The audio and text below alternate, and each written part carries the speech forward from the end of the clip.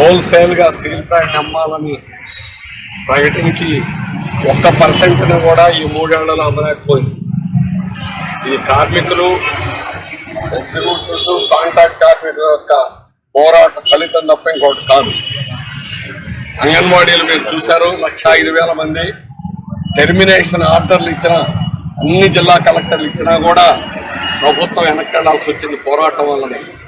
అందుకని పోరాటం తప్ప మరో మార్గం అనేటువంటిది లేదు.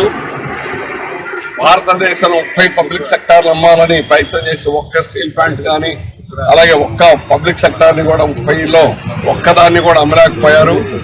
అందుకని ప్రభుత్వం దాని విధానాల్ని తిప్పికొట్టడం అనేటువంటిది ఈరోజు ప్రధానమైనటువంటిది. మనకు మైన్స్ వస్తే భారతదేశంలో అన్ని పరిశ్రమల కంటే బ్రహ్మాండంగా స్టీల్ ప్లాంట్ మనం నాణ్యత లాభాలు తీసుకొచ్చి ఉండేవాళ్ళం. ఇప్పటికీ కూడా మన మీద దుర్మార్గంగా వ్యవహరిస్తూ ఉంది, మైండ్ గేమ్ ఆడుతుంది.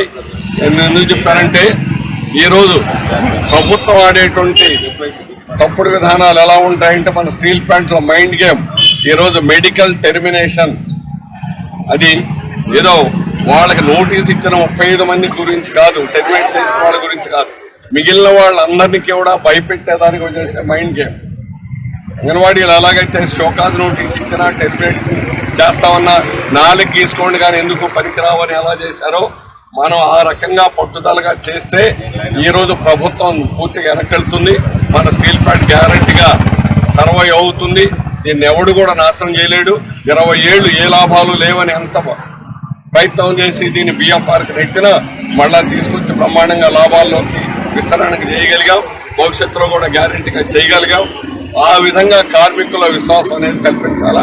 చివరిగా ఏమంటే ఇప్పుడే చెప్పారు 7వ తేదీ కార్యక్రమం ఢిల్లీ గురించి కానీ అట్లాగే 16 ఫిబ్రవరి నేను అంటే ఇంకా మీరందరూ చర్చించలేదు, దేశవ్యాప్తంగా సంయుక్త కిసాన్ మోర్చా రైతులు గ్రామీణ బంద్ అని అదే రోజు కార్మికులు ఫిబ్రవరి 16వ తేదీన ఆల్ ఇండియాలో ఉన్నటువంటి 11 కార్మిక సంఘాలు ఏకగ్రీవంగా నిర్ణయించారు ఫిబ్రవరి 16 1 డే సమ్మె చేయాలని.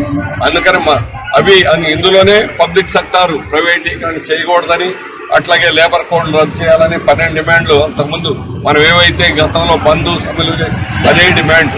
కాబట్టి దీనికంటే దానితో పాటు మన స్టీల్ ప్లాంట్ డిమాండ్లు కూడా అందులో కలపండి, వాటిని కూడా కలిపి సమ్మె నోటీస్ ఇచ్చి అందరూ కూడా ఆలోచించాలని. అందుకని అన్ని నాయకులందరూ ఉన్నారు కాబట్టి నేను మనవి చేసేది దాని గురించి కూడా టైం తక్కువ ఉంది.